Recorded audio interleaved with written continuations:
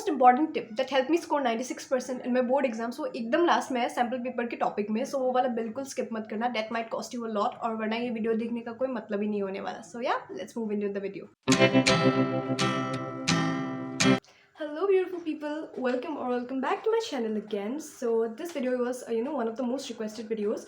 So मैं बताने वाली हूँ कि मैंने अपने बोर्ड एग्जाम्स में 96% कैसे स्कोर किया है, एंड सम रियलिस्टिक टिप्स मैं देने वाली हूँ ऑफ कोर्स, जिससे आप लोग भी 90+ स्कोर कर पाएंगे. इवन तो लाइक मेरे हाफ ईयरली में मे बी 90 ही आए थे सिर्फ, बट बोर्ड्स तक मैंने परसेंटेज 96 तक खींच लिया. सो या let me tell you about all those things that I did which you can inculcate in your study journey to score good of course. So basically ना क्या है, जैसे टाइटल में देख ही लिया होगा. सो इसके बारे में तो फर्स्टली तो मैं बोलती हूँ कि मेरा लाइक जो 96% आया था ना, I expected a bit more. मेरे लिए बहुत ज़्यादा सेटिस्फैक्ट्री नहीं था, but it is what it is. और सबने बोला कि 96% is way too good. And please background का साउंड इग्नोर कीजिए, क्योंकि बारिश हो रही थी और अभी तक ड्रॉपलेट्स गिर रहे हैं ऊपर से. So I can not do anything about it. So the first thing मैंने ना यहाँ पे एक लिख लिया है कि कैसे कब कहाँ से कहाँ तक शुरू करना है. सो मैं सबसे पहले तो वैसे बोलने वाली हूँ. तो हमारा ना जो the first thing I have to say to you guys कि हमारा जो प्री बोर्ड्स था, हमारे 2 काइंड ऑफ प्री बोर्ड्स हुए थे. हाँ, सो 2 काइंड ऑफ प्री बोर्ड्स में मतलब 2 किए गए थे. उसमें से जो बेस्ट ऑफ 1 होगा उसके मार्क्स पकड़े जाएंगे बोर्ड्स के इंटरनल के लिए. हमारे स्कूल ऐसा करके 2 कराता है प्री बोर्ड्स.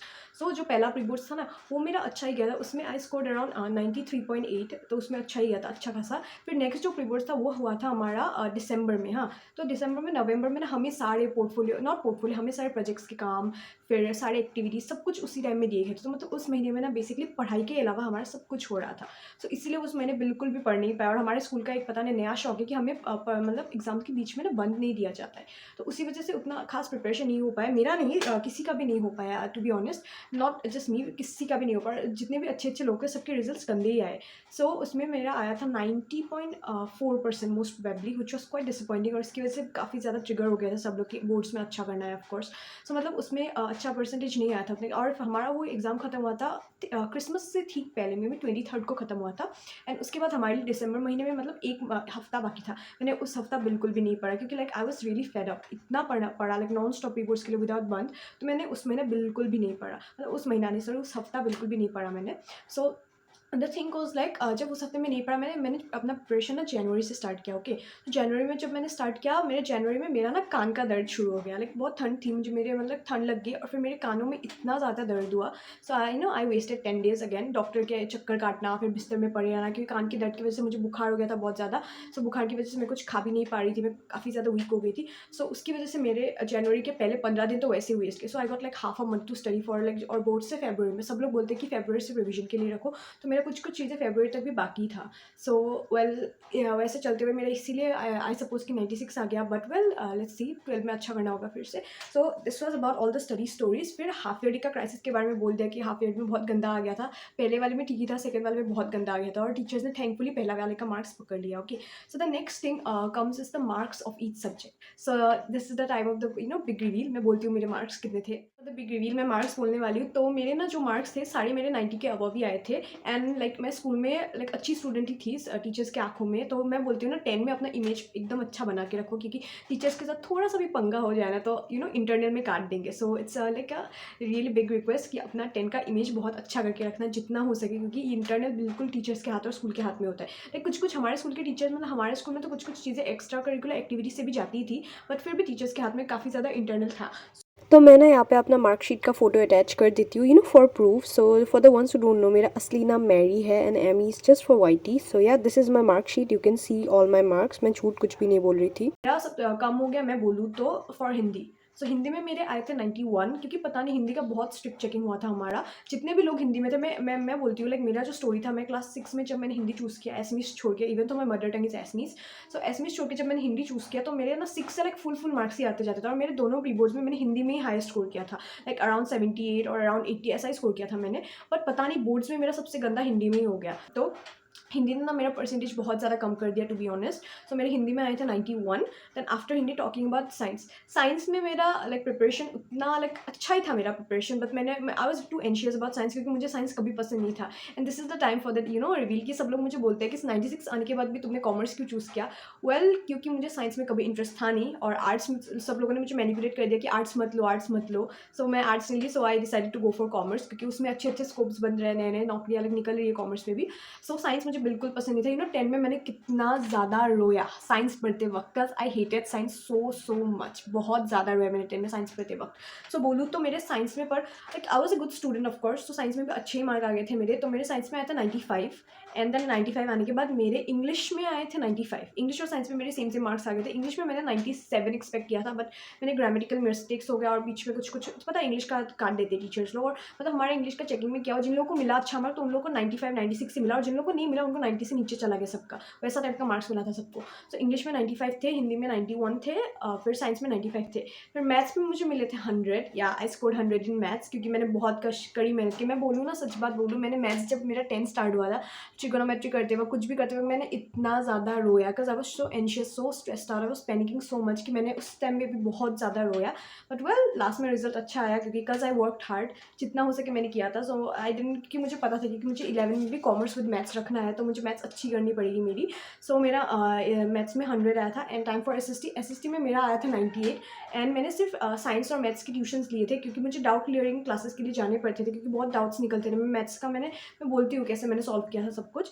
तो इसीलिए मेरा एसएसटी में मेरे 98 आए थे विदाउट एनी ट्यूशन्स। मैंने सिर्फ दिगराज सर की बदौलत से ही उतना स्कोर किया है। He is one of the best mentors out there, and you can go check out it. I mean मुझे नहीं लगता इंडिया में कोई स्टूडेंट होगा जिसे दिगराज सर के ऊपर नहीं पता है, बट या सो मेरे मैथ्स में तो आए थे, सॉरी एसएसटी में तो आए थे 98। सो सारे सब्जेक्ट्स के मार्क्स होने के बाद मैं बोलती हूँ कि मैंने साइंस कैसे पढ़ा। ओके, सो मैं बताती हूँ मैंने साइंस के लिए कैसे पढ़ा था। एंड या इग्नोर द बैकग्राउंड नॉइस, क्योंकि मैं कुछ भी नहीं कर सकती, नेबर्स बहुत ज़्यादा शोर मचाते हैं यहाँ पे। तो साइंस के लिए तो लाइक सब स्कूल्स में होता है 10 में, हमें तो पता ही है कि प्री बोर्ड्स में पूरा सिलेबस आ जाता है। लाइक साइंस का हर सब्जेक्ट का पूरा सिलेबस प्री बोर्ड्स में ही आ जाता है, and then you have to study again for boards. तो जब प्री बोर्ड्स का प्रिपरेशन हो जाता है ना, तो उसी पेज के साथ प्री बोर्ड्स देने के बाद हमें उसी पेज से लाइक आई बिलीव दैट हमें उसी पेज से मतलब ये जो जर्नी है स्टडी का उसको मतलब कंटिन्यूसली लाइक खींचना चाहिए, ताकि हम कुछ भी भूल ना जाए। एंड उस वक्त में सबसे ज़्यादा काम तो आता है sample papers and question banks. So मैं बोलूँ कि हमारा सबका प्रिपरेशन साइंस में हो ही गया था। तो मैंने ना क्या किया, सबसे पहले तो मैंने, क्योंकि मेरा प्री बोर्ड्स के बाद मैंने एक हफ्ता रेस्ट लिया, मैंने नहीं पढ़ा एक हफ्ता। एंड देन मुझे बीमारी हो गई और 15 दिन, like around 10 days plus 15 days, like around 25 days मेरा ऐसे ही चला गया। सो वहाँ पे मतलब मेरा ऐसे प्रिपरेशन है। तो मैंने कैसे स्टार्ट किया कि मैं ना सब कुछ सबसे पहले तो मैं सब कुछ पढ़ लेती हूँ। हाँ, एक बार जो मैं नोट्स बनाती थी 10 में भी, अभी भी देखा है, the ones who watch my channel regularly, मैं नोट्स ही पढ़ती हूँ। तो मैंने ना बनाए थे नोट्स। सो मैं नोट्स को एकदम थॉरोली पढ़ती हूँ पूरा। सो नोट्स पढ़ने के बाद ना मैं सबसे पहले तो मैंने नोट्स पढ़े साइंस के, तो सब कुछ मैंने नोट्स से पढ़ा। उसके बाद I begin solving sample papers and question banks. फिर जो सैम्पल पेपर्स में मुझे जिस चैप्टर का जो क्वेश्चन टफ लगा ना, तो मैंने उसको मार्क कर दिया, क्योंकि वेल ऑफ कोर्स जो टफ लगा मुझे वो वाला चीज़ फिर से पढ़ना होगा। और बोर्ड्स के एक दिन पहले भी मैंने वही किया, मैंने फिर से अपना नोट्स रिवाइज किया और जो चीज़ मुझे हार्ड लगा मैंने उसको टिक करके रख दिया अपने नोट्स में, ताकि मैं सुबह उठ के उसको पढ़ सकूँ। This method is called traffic light method, जिसमें रेड लाइट, ब्लू लाइट और येलो लाइट लगाया जाता है। जो चीज़ बहुत टफ है उसमें रेड लाइट लगा दिया जाता है, फिर जो चीज़ एकदम ईजी लगा आपको ग्रीन लाइट, फिर जो चीज़ मीडियम लेवल में कि एक बार रिविजन करना पड़ेगा उसमें येलो लाइट लगाया जाता है, ताकि you can prepare yourself nicely for the exams. So मैंने ना साइंस के लिए सब कुछ पहले पढ़ा, फिर I begin solving the sample papers and the question banks. हाँ, तो वैसे मैंने पढ़ा साइंस के लिए, and then this is what I did. एंड मुझे लगता है कि हमें सैम्पल पेपर्स एंड ये सब सॉल्व क्यों करना चाहिए, क्योंकि एनसीईआरटी ही सब कुछ आता है, but to tackle the problems, क्योंकि एकदम सीधे लैंग्वेज में नहीं आता है। और हमारा साइंस का जो मुझे मिला था सेट 2 पेपर, वो उतना ईजी नहीं था। साइंस के लिए मैंने वही किया, नोट्स से पढ़ा, फिर एनसीईआरटी को पूरा पढ़ा मैंने अच्छे से। एनसीईआरटी के जैसे मैं नोट्स बनाती, तो मैंने बुक नहीं खोला एग्जाम के आगे, मैं सिर्फ नोट्स से पढ़ा। और डायग्राम्स के लिए ऑफकोर्स बुक खोला। तो that's what I did for science. It's quite simple thing, सब करते हैं ये चीज़। तो इसी के साथ स्टिक टू योरसेल्फ। बोर्ड्स के आगे कुछ भी नया मेथड्स अडैप्ट मत करो, क्योंकि आप लोग यूज टू नहीं होंगे और उससे आपकी प्रिपरेशन अच्छी भी नहीं होंगी। And then secondly for maths, time for the big reveal, I scored 100 in maths and all the credit goes to R D Sharma.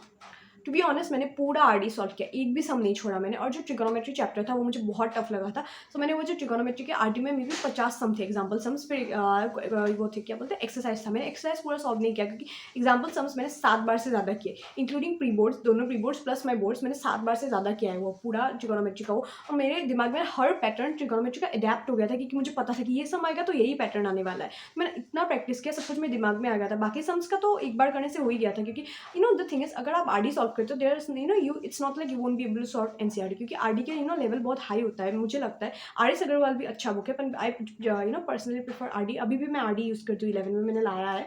ML Agarwal book से हमें स्कूल में करवाया जाता है, but I prefer RD. So RD में मतलब इतना level high होता है कि आरडी अगर सॉल्व कर लिया ना एक बार, there no other sums that you won't be able to solve. मैंने बहुत अलग टाइप के क्वेश्चन सॉल्व किए और मुझे हर क्वेश्चन आए, जब जो भी एग्जाम्स में आए वो मेरे लिए लाइक पानी जैसा बन गया, क्योंकि मुझे आरडी के सारे सम्स आते थे अच्छे से सॉल्व करने के लिए, और प्रिपरेशन के लिए अच्छा टाइम मिलता है ना, तो मैंने पूरा सॉल्व किया आरडी।